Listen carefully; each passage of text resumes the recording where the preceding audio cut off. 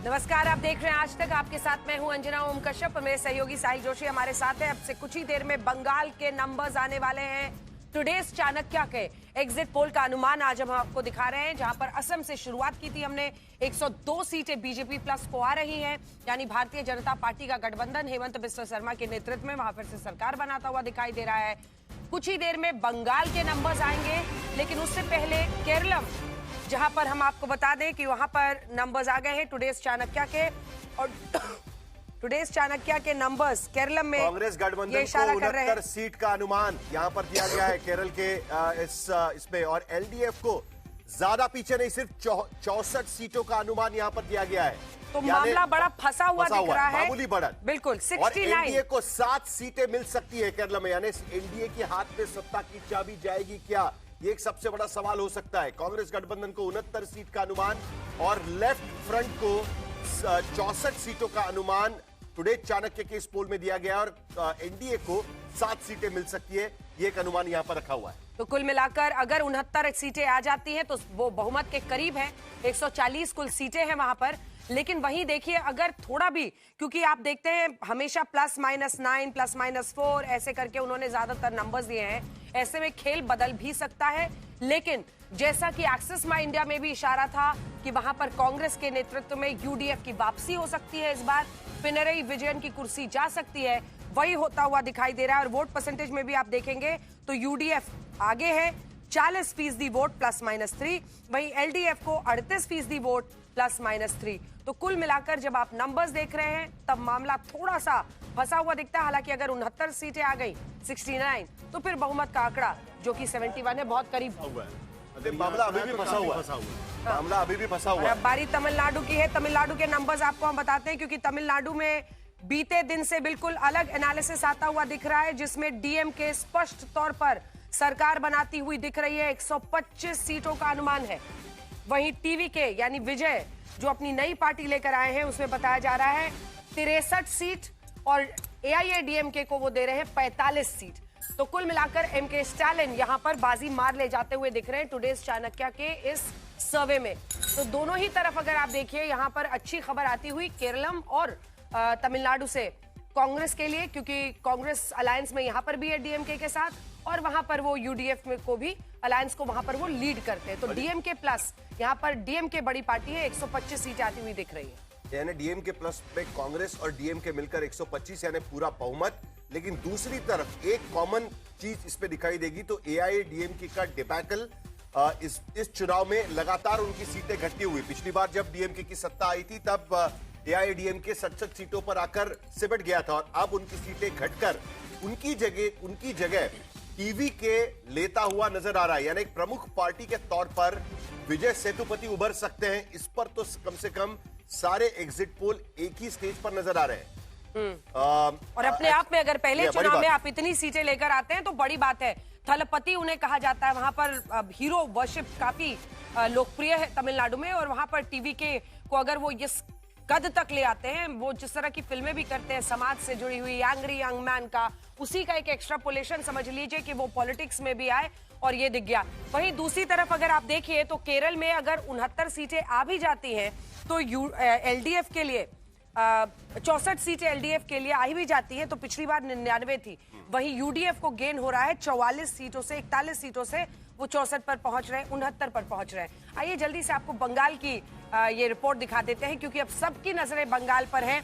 इसके बाद फौरन बंगाल के नंबर्स आपके सामने होंगे। कुछ ही देर में बंगाल के एग्जिट पोल के नंबर्स हम आपको दिखाने वाले हैं। जल्दी से ये रिपोर्ट देख लीजिए।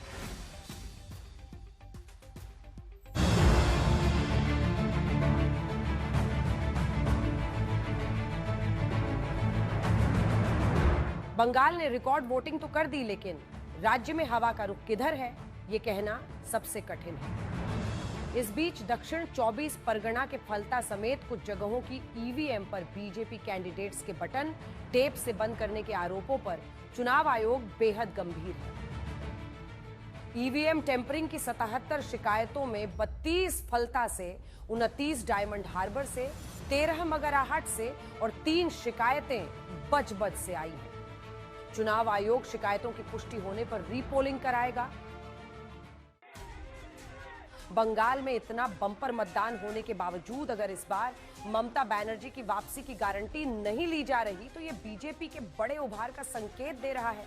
भले बंगाल में बीजेपी सरकार बनाने की स्थिति में आई हो या न आई हो, हालांकि दोनों ओर से जीत के दावों की भरमार है। जब वोट इस मात्रा में आया तो हमें लगता है कि भारतीय जनता पार्टी को एक ऐतिहासिक इसमें चुनाव में फायदा होने वाला है और हमें बहुत आशा है कि हमारी वहां सरकार होगी तो लोग जो है बदलाव चाहते हैं। ये exit poll baseless, most of them are baseless. सरकार बन रही है, निश्चित रही है। मोदी जी के नेतृत्व में 4 तारीख को विजय हासिल किया जाएगा और सरकार भी बनाएंगे। ऐसे एग्जिट पोल्स हम लोग पहले भी देखे हैं, जो एग्जिट पोल्स एकदम तृणमूल कांग्रेस को डुबा रहा था। बंगाल में वोटिंग खत्म होने के बाद कांग्रेस नेताओं के सुर में ममता बनर्जी के लिए चुनावी तल्खी थोड़ी कम होती दिखी है। हालांकि ममता के धुर विरोधी अधीर रंजन चौधरी के तेवर बरकरार है। एंटी इनकम्बेंसी के बावजूद जो उनकी डिलीवरेंस है, जो उनका ऑर्गेनाइजेशनल नेटवर्क है, साथ में पैसा वैसा तो है ही सबके पास, तो उसकी वजह से, और वो परमानेंट बंगाल में है, उनके सारे लोग ऑल टाइम गली कोचे में हैं, तो ये जो सीजन में आ जाते हैं भाजपा वाले, तो उसका भी लोग फर्क कर रहे थे। इधर से तो कह रहे हैं 33% कोटे की बात, महिलाओं को एम्पावर करने की बात। पूरे देश में एक अकेली महिला है चीफ मिनिस्टर, उसके लिए पूरा तंत्र लगा रखा है हटाओ। अगर ट्रांसपेरेंट वोटर की ट्रांसपेरेंट वोटिंग होगी तो भाजपा मुश्किल से अपने स्कोर को रिटेन करे, बड़ी बात। ये टीएमसी पार्टी के खिलाफ ज्यादा से ज्यादा, बहुत ज्यादा वोट आप लोगों ने डाले, सारे विपक्षियों के बीच बटे हुए, इसमें बीजेपी भी शामिल है। बंगाल के अलावा बाकी 4 जगहों यानी असम, केरल, तमिलनाडु और पुडुचेरी में एग्जिट पोल्स कमोबेश साफ तस्वीर दिखा रहे हैं। इन एग्जिट पोल्स पर सियासी प्रतिक्रियाएं दलगत सुविधा के अनुसार है। बंगाल में हो, आसाम में हो, भारतीय जनता पार्टी की सरकार बनना निश्चित है। वहाँ की जनता ने प्रधानमंत्री नरेंद्र मोदी जी को भरोसा किया है, ये हम उस खुद को सौभाग्यशाली मानते। बंगाल में विजय सुनिश्चित है। बंगाल के अंदर आप जिस तरीके से राजनीति कर रहे हैं, मेरा मानना है एग्जिट पोल कुछ भी दिखाए, बंगाल के अंदर भी भारतीय जनता पार्टी की सरकार बनेगी। केरला के अंदर हमारी सरकार बन रही है और वो सिर्फ इसलिए बन रही है कि भारतीय जनता पार्टी अगर वही हरकतें करती जो बंगाल के अंदर कर रही है तो शायद केरला में भी सरकार बना सकती थी। एग्जिट पोल को तो मैं सट्टा से ज्यादा समझता नहीं। मैं 4 तारीख का इंतजार करूंगा और देखूंगा उसके आधार पर क्या नतीजे आते हैं। बहरहाल एग्जिट पोल्स पर ऐसी प्रतिक्रियाओं के बीच सबकी नजरें बंगाल पर टिकी हैं। ममता और बीजेपी में जो भी जीता, सियासत का नया अध्याय तो लिखा ही जाएगा। आज तक ब्यूरो। तो सबकी नजर अब बंगाल पर है। बंगाल में क्या होता है, बंगाल के नंबर्स कुछ ही देर में आने भी वाले हैं। लेकिन हमने आपको बताया असम में एक बार फिर से बीजेपी की सरकार बन रही है और बीजेपी वहां अपने दम पर कमाल करती हुई दिखाई दे रही है। गठबंधन के साथी भी कुछ है, असम गण परिषद है, बीपीएफ है। लेकिन इसी के साथ अगर आप केरल देखें तो केरल में मामला फंसा हुआ दिख रहा है और 140 में 69 सीटें यूडीएफ को, एलडीएफ को 64। तमिलनाडु हमने आपको बता दिया डीएमके की सरकार बन रही है टुडेज चाणक्य के इस एग्जिट पोल के मुताबिक, जबकि एक्सिस माई इंडिया में वहां पर मामला फंस रहा था क्योंकि 100 के करीब पहुंच रहे थे विजय थलपति, जो कि टीवी के अपनी पार्टी लेकर आए हैं। लेकिन अब सभी को इंतजार बंगाल का रहेगा और एग्जिट पोल में असम में बीजेपी की सरकार बन रही है। कई खास मेहमान हमारे साथ जुड़े हुए हैं लगातार, जिनके साथ हम चर्चा करें। शशि शेखर जी, आशुतोष जी यहाँ पर हमारे साथ जुड़े हुए हैं। कुछ ही देर में पॉलिटिकल मेहमान भी हमारे साथ इस विषय पर जुड़ने के लिए आ जाएंगे। लेकिन बंगाल की लड़ाई इतनी हाई वोल्टेज है कि आप अंदाजा लगाइए, भारतीय जनता पार्टी, टीएमसी सब अपनी अपनी मीटिंग्स कर रहे हैं, अपने कार्यकर्ताओं को कह रहे हैं कि अभी भी आराम का टाइम नहीं आया है, जब तक काउंटिंग नहीं हो जाए लगे रहो, डटे रहो। तो ये भी इस वक्त चल रहा है वहां पर। लेकिन सबसे ज्यादा ये जो तस्वीरें दिखा दीजिए एक बार, ये जो स्टिकर लगा, टेप लग गया कुछ पार्टियों का, और सबसे ज्यादा फाल्ता की ही सीट पर जहां जहांगीर खान की लड़ाई थी उस सीट को लेकर सबसे ज्यादा कंप्लेंट्स आई हैं।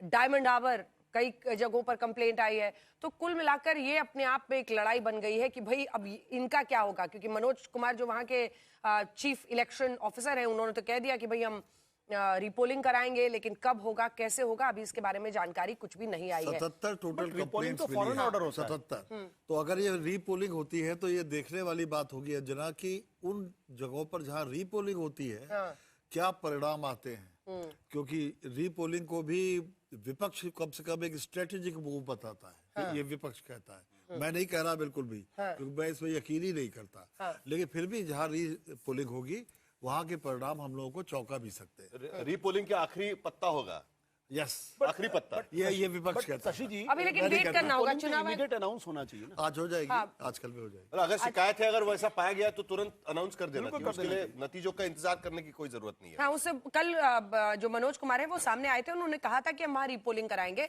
अब रीपोलिंग का डेट अनाउंस होना है, तो उसके लिए इंतजार करना होगा कि वो क्या कहते हैं, वो भी किसी घड़ी हो सकता है। लेकिन हम सबको अभी इंतजार है नंबर्स का कि क्या आते हैं। हमारे साथ इस वक्त गौरव भाटिया जुड़ गए हैं, जो कि पक्ष रखेंगे भारतीय जनता पार्टी का, और टीएमसी से भी हमारे साथ मेहमान जुड़ गए हैं। तो हमारे साथ में बाकी लोग यहां पर जुड़े, लेकिन बंगाल के नतीजे अभी आना बाकी है, क्योंकि बंगाल पर सबकी नजर बनी हुई है। टुडे चाणक्य का जो पोल है, जिसमें बंगाल के नतीजे हम थोड़ी देर में दिखाएंगे, और उससे ये पता चल पाएगा कि अब तक संजय शर्मा है टीएमसी की तरफ से, संजय शर्मा हमारे साथ जुड़ गए हैं, और संजय शर्मा टीएमसी का पक्ष रखेंगे। अब मुझे लगता है जल्दी से एक सवाल ले लेते हैं, क्योंकि किसी भी समय अब नंबर्स आएंगे बंगाल के। गौरव भाटिया जी, असम, टिकमाक, पुडुचेरी का भी आना बाकी है, लेकिन केरलम में और यहाँ तमिलनाडु में टुडेज चाणक्य का एग्जिट पोल इशारा कर रहा है कि वहां पर कांग्रेस जिस गठबंधन में है वो सरकार बनाती है, और यहाँ तो डीएमके सरकार बनाती हुई दिख रही है तमिलनाडु में।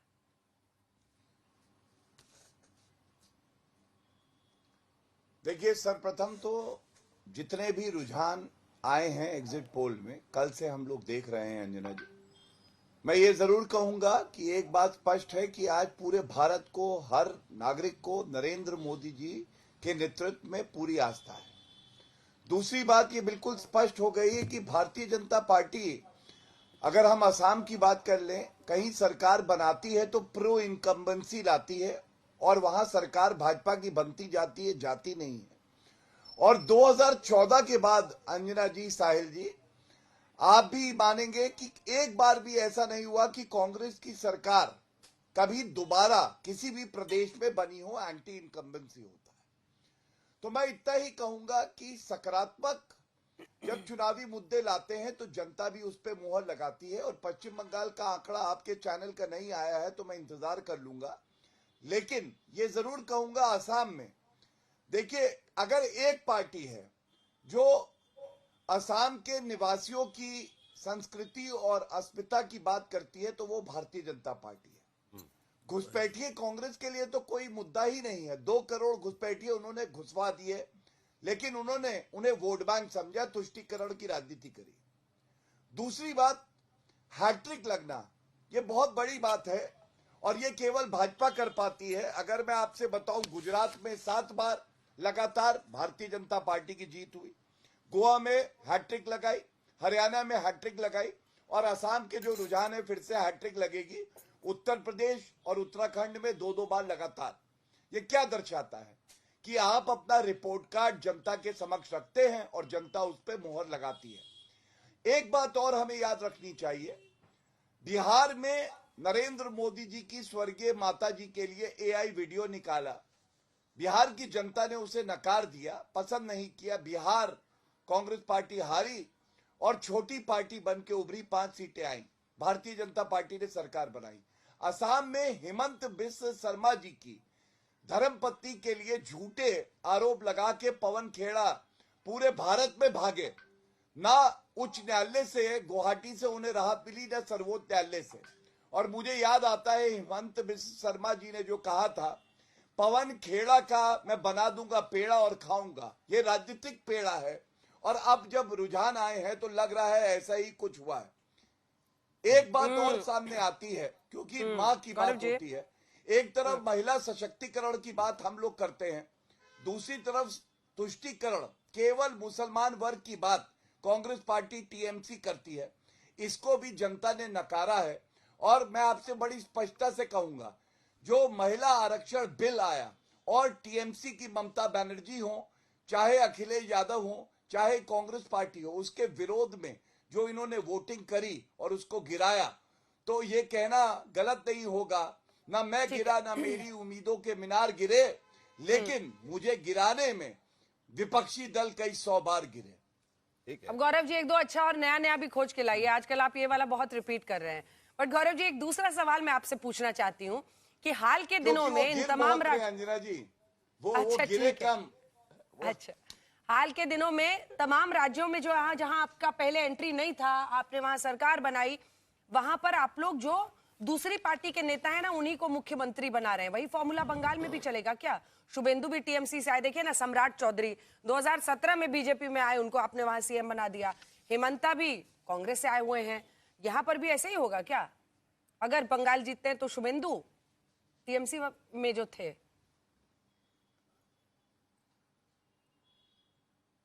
अंजना जी बहुत जिम्मेदारी से मैं एक बात बताता हूं आपको कि भारतीय जनता पार्टी में हर कार्यकर्ता हमारी पार्टी की जो विचारधारा है उसको आगे बढ़ाने में कर्मठता से कार्य करता है, और कोई कांग्रेस पार्टी की तरह नहीं है हमारी पार्टी के लीडर जो कि सत्ता में रहने के लिए, कुर्सी पे बने रहने के लिए कार्य करते हो।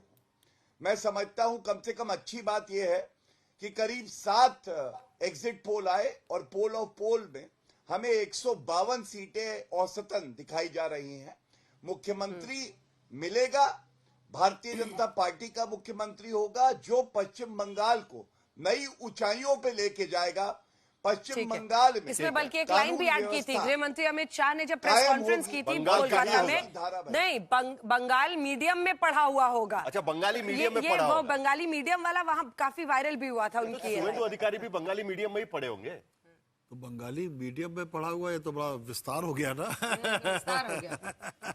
क्या आशुतोष जी, क्या लग रहा है आज कौन जीतेगा? मैं जरा कह रहे हैं कि एग्जिट पोल में बड़ी इच्छा हो रही है, मुझे बड़ी एक इच्छा हो रही है आशुतोष जी को एक सवाल पूछने की। गौरव भाटिया ने जो कहा ना, पूर्ति कर एक लंबा, जब नंबर्स आने ही वाले हैं, आने वाले हैं, उससे पहले जल्दी से एक बात तो गौरव भाटिया ने जो कहा वो बिल्कुल सही है आशुतोष जी, आप इस बात को तो मानना पड़ेगा। ये डेटा बड़ा इंटरेस्टिंग है कि कांग्रेस पार्टी कभी भी दोबारा उसी राज्य में 2014 के बाद रिपीट नहीं कर पाई अपनी सरकार, और ये बहुत बड़ी मुश्किल बात है कांग्रेस पार्टी के लिए, जो बीजेपी कर पाई या इवन टीएमसी ने कर दिखाया, लेकिन कांग्रेस पार्टी नहीं कर पाई। देखिए, ये कांग्रेस पार्टी कई स्टेट्स में लगभग जीतने के बाद अपनी सरकार भी नहीं बचा पाई, चाहे मध्य प्रदेश हो चाहे बीजेपी। उसके तो कारण अलग है, उसके तो फिर भी मुझे लगता है कि जब कोई पार्टी राइस पे होती है तो ये स्वाभाविक सी बात होती है। आप देखिए, कांग्रेस पार्टी दिल्ली में 3 बार थी, इसी असम में तरुण गोगोई 3 बार, वही मैं कह रहा हूं। अब देखिए बीजेपी कर पाई, बीजेपी निश्चित तौर पर बीजेपी राइस पे, इसमें कोई दो राय है ही नहीं।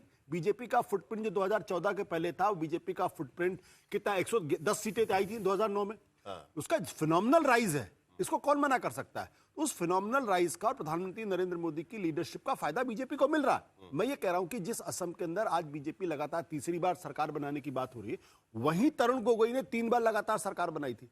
आपके महाराष्ट्र के अंदर 14 के पहले, हाँ, आपके महाराष्ट्र 14 के पहले, एक मिनट, आपके महाराष्ट्र में ही 3 बार लगातार एनसीपी और कांग्रेस की सरकार बनी थी, दिल्ली में कांग्रेस सरकार बनी थी। तो ये इसका मतलब, आप उसी समय मध्य प्रदेश के अंदर आप देखिए लगातार बीजेपी की 3 बार सरकार बनी है, गुजरात के अंदर लगातार सरकारें बनी है, उड़ीसा के अंदर लगातार सरकार बनी है। तो ये, और बंगाल तो अपने आप में अद्भुत केस है। अगर ये इतिहास हो गया ना सारा, अब भविष्य इतिहास को देखकर थोड़ी ना आप, मैं ये कह रहा हूं, मतलब मेरी जमींदारी थी, इतनी बड़ी जमीन थी, सवाल जमींदारी का नहीं है, नहीं खुश हो सकते, सवाल जमींदारी का नहीं है। भारतीय जनता पार्टी को भी 1989 में पहली बार, 40 साल चुनाव लड़ने के बाद पहली बार राजस्थान में सरकार बनी थी 22 जून 2090 को। ठीक है, मैं ये कह रहा हूं कि पार्टी इस वक्त बीजेपी राइस पे है, उसके पास अच्छी लीडरशिप है, उसके पास अच्छे संगठन करता है, और उसपे गौरव भाटिया जैसे अच्छे टीवी के पैनलिस्ट भी हैं। ऐसा मत कीजिए, आज अनर्थ हो रहा है, आज अनर्थ हो रहा है। आपने कौन सा सवाल पूछ लिया? आज ये साइकिल है एक तरीके का। भाई इसी आप देख लीजिए, तो उत्तर प्रदेश के अंदर कल्याण सिंह की सरकार बनी थी, बड़े टावरिंग लीडर थे। अगली बार भारतीय जनता पार्टी की सरकार बनने में कितना वक्त? अनेकों ऐसे राज्य हैं जहां पर ओडिशा से लेकर आप देखिए, जहां पर पहली बार बीजेपी की सरकार बनी है, और 2014 के बाद अनेकों लगभग 8-10 ऐसे राज्य हैं जहां पर उन्होंने एंट्री मारी, अपनी सरकार बनाई, और यही अगर पश्चिम बंगाल में हो जाता है तो ये सबसे बड़ा जो उनका सपना है वो पूरा होने के बराबर होगा, क्योंकि अंग बंग कलिंग प्रधानमंत्री भी बोल चुके हैं और गृह मंत्री अमित शाह भी बोल चुके हैं। अब आपके पास संजय जी आ रही हूं, अब ज्यादा इंतजार तो है नहीं, ममता बनर्जी 226 सीट बोल रही हैं, तो इसका क्या आधार है? और दूसरी तरफ जो नतीजा 4 मई को आएगा उसको सहृदय स्वीकार करेंगे या किसी की गड़बड़ी कहलाएगी? और दूसरी तरफ सबसे बड़ा सवाल यही है कि ममता बनर्जी के लिए इस बार चैलेंज तो था, वरना भवानीपुर में सुबह से उनको एक एक बूथ पर जाते हुए हम लोगों ने पहले कभी नहीं देखा था। देखिए, आपकी बात पर मैं आता हूं। आज भाजपा के पूर्व प्रदेशाध्यक्ष ने ट्वीट किया है, वो बीजेपी कार्यकर्ताओं के लिए ट्वीट किया और उसका लबोलुआब ये है कि ज्यादा उछलो मत, 2021 याद करो, पहले सरकार बना रहे थे फिर क्या हुआ ये भूलो मत। ग्राउंड रियलिटी पश्चिम बंगाल की यही है। और दीदी जो कह रही है कि 226 सीटें 230 सीटें हम लेकर आएंगे, उसके पीछे व्यापक अनुभव है। और बंगाल की माटी को, बंगाल की राजनीति को जिस प्रकार से जननेत्री दीदी ममता बनर्जी हैंडल करती है, भाजपा नेताओं को अभी और काफी सारा वक्त लगेगा बंगाल की मिट्टी को समझने के लिए। बंगाल की राजनीति जिस हिसाब से जननेत्री ने की है और सभी के लिए काम किया है, और दीदी के जो कोर महिला वोटर हैं वो उनके साथ इंटैक्ट हैं, ये सारे लोग बता रहे हैं। बहुत सारे स्पेशलिस्ट पत्रकार जो गांव-गांव घूमे हैं वो सब बता रहे हैं। कमजोर वर्ग के लोग दीदी के साथ खड़े हैं और बंगाल के अधिकतर लोग उनके साथ इसलिए खड़े हैं कि वो सुख में दुख में हर घड़ी साथ रहती है। एग्जिट पोल जिन लोगों ने किया है, अपनी मेहनत से किया है, दिमाग से किया, बहुत अच्छा किया है। सबके अपने अपने आकलन होते हैं। पिछली बार भी हमें उतनी सीटें नहीं दे रहा था कोई एग्जिट पोल जितनी हमें मिली। बिल्कुल बिल्कुल इसलिए बिल्कुल इसलिए बंगाल में सारे एग्जिट पोल गड़बड़ हुए थे, पर मेरे 2 सवाल का अंत नहीं दिया उन्होंने। अरे सर, एक का तो जवाब दीजिए, भवानीपुर में ममता बनर्जी सुबह से इतनी एक एक बूथ पर जा रही थी, ऐसा पहले कभी नहीं देखा था। वो सुपर कॉन्फिडेंट होकर बैठी थी, उनके पीछे से वोट लोग उनके लिए करते थे। और दूसरा जो मैंने सवाल पूछा है वो भी तो जवाब दीजिए कि रिजल्ट मानना है कि नहीं मानना है 4 मई को, या गड़बड़ी है? आज ही बोल दीजिए ना, क्योंकि उस दिन तो रिजल्ट जैसा आएगा उसके हिसाब से मूड बनेगा आपका। अरे 4 तारीख का वेट कीजिए ना। तमाम गड़बड़ियों के बावजूद भी तो 4 तारीख को ही फाइनल होगा ना।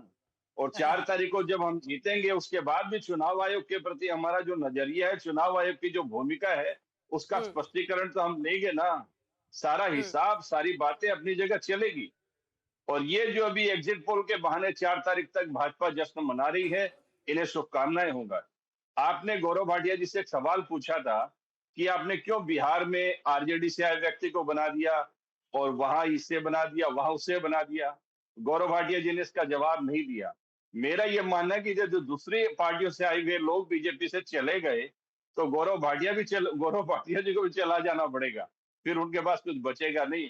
और ऐसे दिन एक न एक दिन। लेकिन संजय शर्मा जी, इस बार के चुनाव जरा अलग है ना कि नहीं, एक सेकंड, ममता बनर्जी भी कांग्रेस से निकलकर अपनी पार्टी बनाई थी।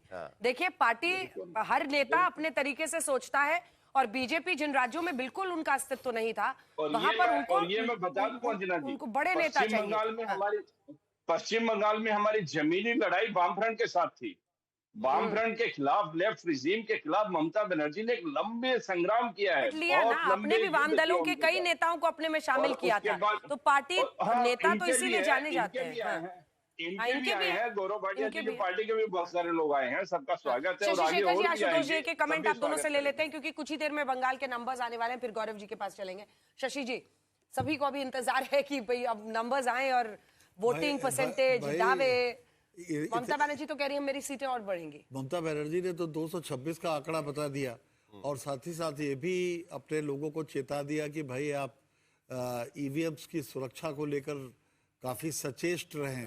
तो मुझे ऐसा लगता है कि मैं हार जीत की भविष्यवाणी नहीं करता, आप लोग जानते हैं, लेकिन मुझे ऐसा लगता है कि दोनों पार्टियों के दावे इसलिए भी हैं क्योंकि 4 मई तक किसी का भी मनोबल खराब ना हो और लोग जब तक आखिरी वोट न गिन लिया जाए तब तक वो सन्नद्ध और जुटे रहें, क्योंकि इस तरह की लड़ाई में एक एक वोट महत्वपूर्ण होता है।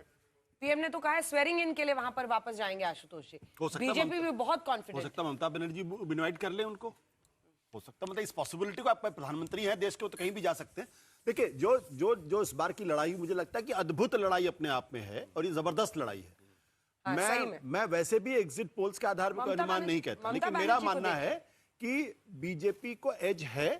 अब 4 तारीख को क्या होगा मुझे नहीं मालूम। मैं बीजेपी को एज है, हाँ, आप कह रहे लेकिन हैं। क्योंकि मैं थोड़ा सा हिचकिचा इसलिए रहा हूं क्योंकि जो 27 लाख वोट कटे हैं, ये कहां कटे हैं, कितने कटे हैं, किस कॉन्स्टिट्यूएंसी में कटे हैं, किसको फायदा पहुंचाएंगे, किसको नुकसान नहीं पहुंचाएंगे। एक तरफ मतवा वोट कटा जो बीजेपी का था, दूसरी तरफ मुस्लिम वोट कटे जो उनके हैं।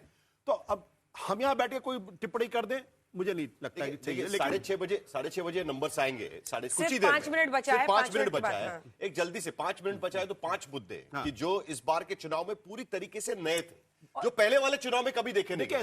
और जो सवाल मैं पूछती हूँ कि सब किसका कैंपेन अच्छा रहा। ठीक है, वो भी है। मैं एक बात बताऊं, इस चुनाव का निर्विवाद रूप से सबसे बड़ा मुद्दा था वो है SIR, उसके बाद ममता बनर्जी खुद, उसके बाद बंगाल की अस्मिता, और भारतीय जनता पार्टी इस पूरे चुनाव को हिंदुत्व के प्लेटफॉर्म पर लाने की उनकी कोशिश, और संगठन के स्तर पर तृणमूल कांग्रेस को मैच करने की कोशिश।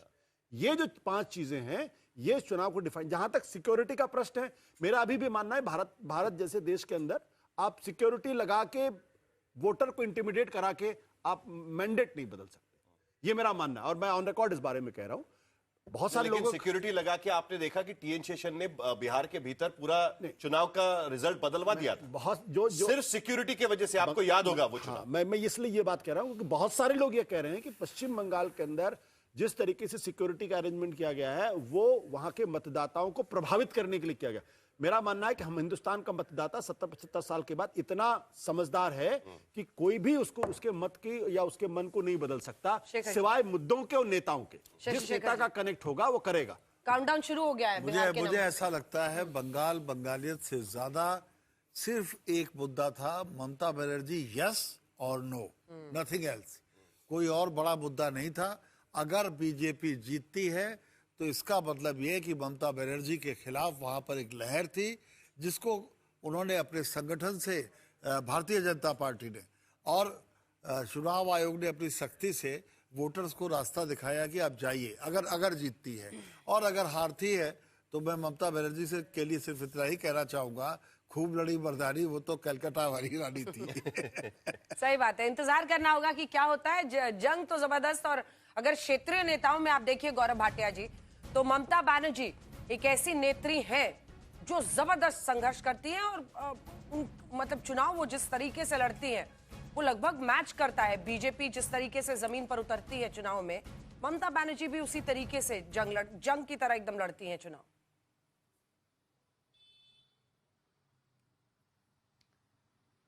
देखिए अंजना जी, अब तो मतदान हो गया है और मैं इतना ही कहूंगा, मैं आशुतोष जी को सुन रहा था बड़े ध्यान से।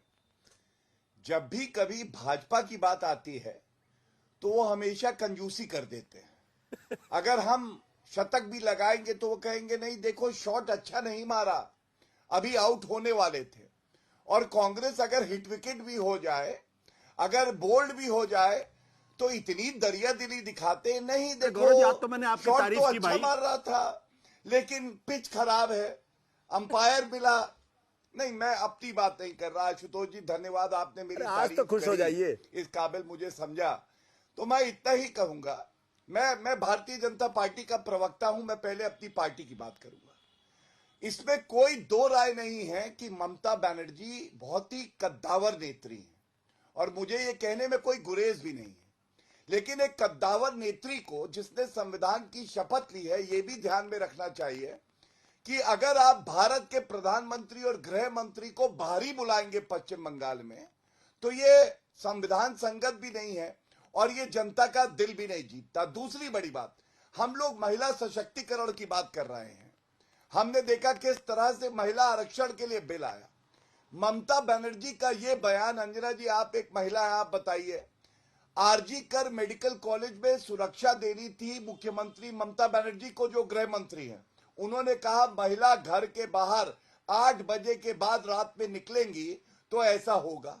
मैं समझता हूं बंगाल की महिला भी ये बयान सुन रही थी और इसलिए कहीं ना कहीं उनका विश्वास टूटता है ममता बनर्जी पर। तीसरी बड़ी बात, मेहनत, एम से मेहनत, मां माटी मानुष की बात होती है, एम से मेहनत। आप बताइए, नरेंद्र मोदी जी, अमित शाह जी, हमारे राष्ट्रीय अध्यक्ष नितिन नवीन जी, जेपी नड्डा जी, योगी आदित्यनाथ जी, राजनाथ सिंह जी, करीब 150 से 200 रैली करी। दूसरी तरफ राहुल गांधी, प्रियंका गांधी वाड्रा, सोनिया गांधी, मल्लिकार्जुन खड़गे 20 से 25 रैली भी नहीं करी। जब आप और गृह मंत्री तो वहीं पर हम हारी हुई सवाल अंजना ये था कि ममता फाइटर है कि नहीं है, ये जीती तो मानते ना फाइटर हार जाते। हाँ, चलिए ठीक है, जल्दी से एक बार आपको पोल ऑफ पोल्स दिखा देते हैं, क्योंकि अब 1-2 मिनट का इंतजार है, जिसके बाद से बंगाल के नतीजे आएंगे। तो हम आपको पोल ऑफ पोल सबसे पहले दिखा रहे हैं असम का। असम का टुडेज चाणक्य का हम आपको दिखा रहे हैं। असम का जो एग्जिट पोल है, असम के एग्जिट पोल में 102 सीटें एनडीए को यहां पर दिखाई है, और उसके बाद 102 सीटें एनडीए को और कांग्रेस को 23 सीटें वहां पर, और एक अन्य यानी वो बदरुद्दीन अजमल हो सकते हैं जो उसके बाद एक्सिस माई इंडिया के पोल में देखिए 88 से 100 सीटें एनडीए के खाते में, और 24 से 30 एक बार फिर कांग्रेस का वही परफॉर्मेंस, और 6 से 12 अन्य ये भी यहां पर दिखाया गया। ये मैट्रिक्स का सर्वे आ गया। मैट्रिक्स के सर्वे में 6 से 12 अन्य को दिखाया गया है। चाणक्य स्ट्रेटेजी में भी 80 से 86 ये एनडीए के खाते में जाते हुए, यहां पर पोल डायरी में भी 86 से 101 ये एनडीए के खाते में जाते हुए, और पी मार्क में भी 82 से 94 सीटें मतलब सब में ही असम की सरकार रही है। असम का एकदम मामला क्लियर है। पीपल्स पल्स में भी 68 से 72 है, 22 से 26 कांग्रेस का है। तो कुल मिलाकर केरलम में अब आपको दिखा देते हैं पोल ऑफ पोल्स में टुडेज चाणक्य जहां पर 69 सीटें दे रहा है यूडीएफ को, और एलडीएफ को 64 सीटें दे रहा है वहीं पर अगला। और इस बीच आपको बताते हैं बड़ी खबर इस वक्त की, हम आपको बता रहे हैं भारतीय जनता पार्टी को 192 सीटें आती हुई दिखाई दे रही हैं टुडेज चाणक्य के अनुमान में। आपको बता दें नतीजे नहीं हैं, ये सिर्फ और सिर्फ अनुमान है, और टीएमसी सिमटती हुई दिख रही है 100 सीटों पर। 192 सीट आ सकती है भारतीय जनता पार्टी को, और इसमें ±11 लिखा है। ±11 100 सीटों वाली टीएमसी को भी है, और अन्य को सिर्फ 2 सीटें। तो एकदम राजनीतिक रूप से ध्रुवीकरण, और पूरी या तो तरीके से बीजेपी या तो टीएमसी, और इस नजरिए से बीजेपी की इस एग्जिट पोल के अनुमान के मुताबिक बन रही है वहां पर सरकार। पूरी तरीके से उलटफेर इसमें, क्योंकि बीजेपी को 48% वोट शेयर मिल सकता है, ये अनुमान टुडे चाणक्य के एग्जिट पोल में रखा गया है, जबकि टीएमसी को 38% का वोट शेयर मिल सकता है, जो पिछली बार पलटना पूरी तरीके से। जितना ममता बनर्जी को था वो बीजेपी को जा रहा है परसेंटेज, और जितना बीजेपी को था वो टीएमसी की। लेकिन बीजेपी 192 सीटें जीत सकती है ±11, और तृणमूल कांग्रेस 100 सीटें जीत सकती है। टुडे चाणक्य का अनुमान है +-11, और अन्य जिसमें कांग्रेस या सीपीएम या लेफ्ट पार्टी शामिल है 2 सीटें +-2 उन्हें उसमें मिल सकती है। यानी एक और एग्जिट पोल में बता रहे हैं एक बार फिर से बहुत बड़ा राजनीतिक फेरबदल हो जाएगा अगर पश्चिम बंगाल में आजादी के बाद से आज तक यहां पर बीजेपी कभी सत्ता में नहीं आई है। पिछली बार का बेस्ट परफॉर्मेंस 77 सीट, और अगर 294 में से वो 192 सीटें ले आते हैं तो ये बहुत बड़ी बात हो जाएगी। और भारतीय जनता पार्टी के विस्तार में अगर आप देखें तो बिल्कुल मतलब जिसको आप समझ लीजिए उत्तराखंड से लेकर पूरे दिल्ली से होते हुए उत्तर प्रदेश होते हुए बिहार, उड़ीसा, बंगाल और इधर पूर्वोत्तर के अनेकों राज्यों में, तो आप कह सकते हैं कि नॉर्थ इंडिया में मध्य प्रदेश, राजस्थान, जहां भी आप देखिए पूरे उत्तर भारत में मतलब बीजेपी ही बीजेपी आपको गुजरात तक दिखाई दे रही है। और जरा फाइनल डिटेल्स जरा देख लीजिएगा एक के बाद एक, क्योंकि अलग अलग कास्ट कॉम्बिनेशंस ने कैसे वोट किया हुआ है। तो मुस्लिम वोट्स 71% तृणमूल कांग्रेस को मिल सकता है, ये टुडे चाणक्य का अनुमान यहां पर रखा गया है। पिछली बार सीएसडीएस के मुताबिक 75% वोट मुस्लिम वोट तृणमूल कांग्रेस के पास पड़ा था, बीजेपी को 8% मिल सकता है। OBC 61%, Bharatiya Janata party, schedule caste 67%, Bharatiya Janata party, schedule tribe 53% Bharatiya Janata party, जबकि तृणमूल कांग्रेस को 40% शेड्यूल ट्राइब का वोट इसमें मिल सकता है, यह भी अनुमान इसमें रखा गया है। यानी अगर हम देखें तो मुस्लिम वोट छोड़कर बाकी वोटों का पोलराइजेशन एक तरीके से भारतीय जनता पार्टी की तरफ 48% वोट शेयर के साथ भारतीय जनता पार्टी 192 सीटों पर और 38% वोट शेयर लेकर तृणमूल कांग्रेस 100 सीटों के साथ यहां पर सत्ता गंवाती हुई। ये अनुमान टुडे चाणक्य की तरफ से रखा गया है। बड़ी बात आपको बार बार बता दें, ये नतीजे नहीं है, ये सिर्फ एक एजेंसी टुडेज चाणक्य का अनुमान है, क्योंकि वो सैंपल साइज में कुछ लोगों के बीच जाते हैं वोटिंग के बाद, उनसे पूछते हैं, अगर वो सही बताते हैं तब उनका पोल सही निकल सकता है। वो भी सैंपल साइज है, सभी से बात तो करते नहीं है, इसलिए इंतजार करना होगा और हमेशा with a pinch of salt ही इस पर चर्चा होनी चाहिए। लेकिन अगर यही नतीजों में तब्दील होता है तो फिर शशि शेखर जी प्रचंड जीत ये कहलाएगी और भारतीय जनता पार्टी के लिए, मतलब जिस सपने के साथ ये प्रधानमंत्री नरेंद्र मोदी और गृहमंत्री अमित शाह की जोड़ी काम कर रही है अपने पार्टी के विस्तार के लिए, उसमें सबसे बड़ा झंडा वो गाड़ देंगे। इसमें कोई दो राय नहीं है। अगर आप देखिए, अगर ऐसा होता है तो बंगाल की खाड़ी से लेके चीन की सीमा तक, हिमालय तक, और हिमालय की दूसरी चोटियों से लेकर, पूर्वोत्तर की चोटियों से लेकर अरब सागर तक पूरी तरह से झंडा लहरा जाएगा। कुल 5 स्टेट ऐसे बचेंगे जहां उन्हें इस पर काम करने की जरूरत होगी। तो ये एक बहुत बड़ी सफलता होगी, बहुत बड़ा राजनीतिक उलटफेर होगा आजादी के बाद का, अगर ऐसा हो जाता है। इतने बड़े भूभाग पर राज्य 1967 के बाद किसी ने नहीं किया। तो एक बात ये। दूसरी बात, मैं यहाँ ये भी कहना चाहूंगा कि आंकड़े, एक कैविएट लगाना चाहूंगा कि जिस तरीके की पोलिंग हुई थी, जिस पर खूब बहस हो रही थी, अगर ये होती है तो इसका मतलब ये एंटी ममता वोट था। लेकिन अगर इस कैविएट का जो दूसरा हिस्सा है कि अगर दूसरे परिणाम आते हैं, यानी ममता बनर्जी जीतती हैं, तब भी जीत का अंतर ऐसा ही होगा। तब लोग ये कहेंगे कि बंगालियत जीत गई और इस तरीके की राजनीति। तो अपने हिसाब से देखिए, जो जीता वो सिकंदर, और फिर सिकंदर अपनी वजह खोज ही लेता है। हार जीत एक तरफा होगी, इसमें कहीं कोई दो राय नहीं है। जिसकी ये बात तो साफ हो गई है, फंसेगा नहीं मामला। गौरव जी, लेकिन ज्यादा खुश होकर मत कुछ बोल लीजिएगा। कई बार नतीजे वाले दिन एग्जिट पोल का पूरा वीडियो लोग बहुत वायरल करते हैं, लेकिन अगर यही अनुमान नतीजों में तब्दील होते हैं तो जाहिर तौर पर बीजेपी के लिए इससे हिस्टोरिक, इससे ऐतिहासिक मतलब उसके इलेक्टोरल सफर में कोई मकाम नहीं होगा।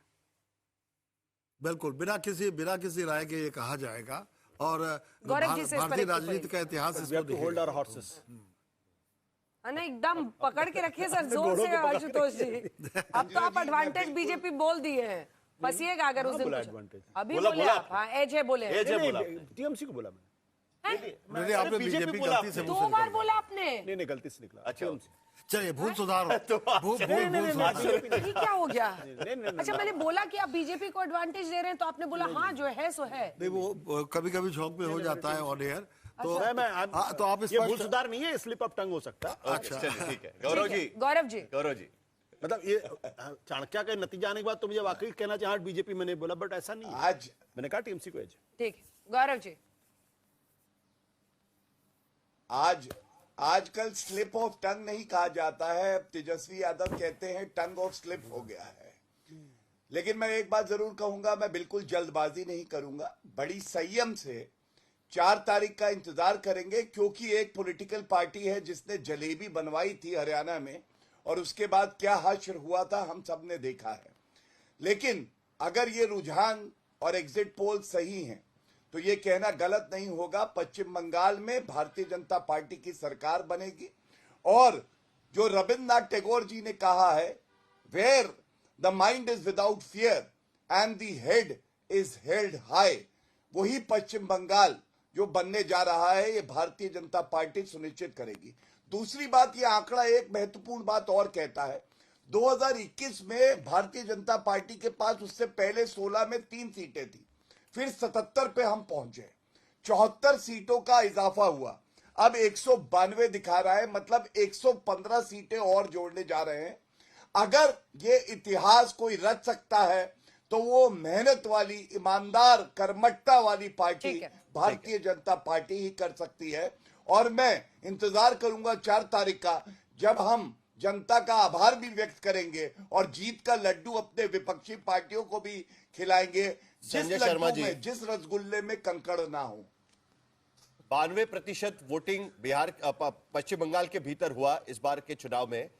इसका मतलब ये कि भारी संख्या में लोग जो जिनका वोट रजिस्टर था वो भारी संख्या में निकल पाए। तो अगर ये एग्जिट पोल सही निकलता है तो कम से कम ये नहीं कह पाएंगे कि लोग अपना वोट नहीं डाल पाए थे, तो कोई और कारण देना पड़ेगा। तो क्या हम ये मानकर चले कि एंटी इनकम्बेंसी वर्क कर पाई है बीजेपी के फेवर में, जिस तरीके से बीजेपी के नेताओं ने वहां पर एंटी इनकम्बेंसी को लेकर चुनाव प्रचार किया था? मैं साहिल जी आपको बोलूंगा कि अभी बेवजह तनाव लेने की कोई आवश्यकता नहीं है। हमें 4 तारीख तक इंतजार करना चाहिए, क्योंकि जैसे आंकड़े इन्होंने बताए हैं जमीन पर हमें वैसे आंकड़ों का सुराग कोई दूर दूर से हम देख नहीं पा रहे। अनुमान बता दीजिएगा। वो तो ममता बनर्जी ने 226 कह दिया।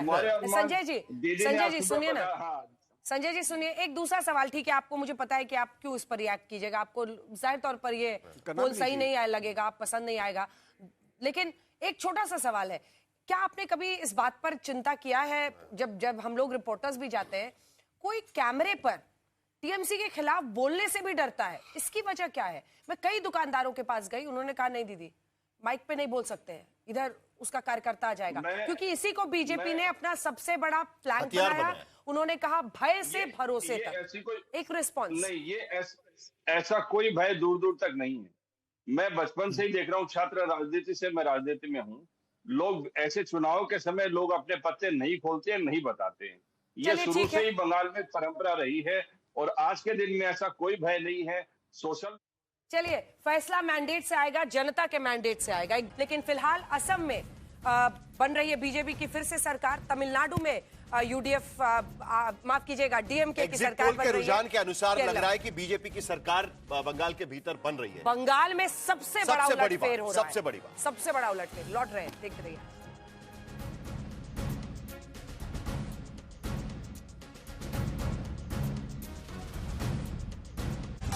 आज तक देश का सर्वश्रेष्ठ न्यूज चैनल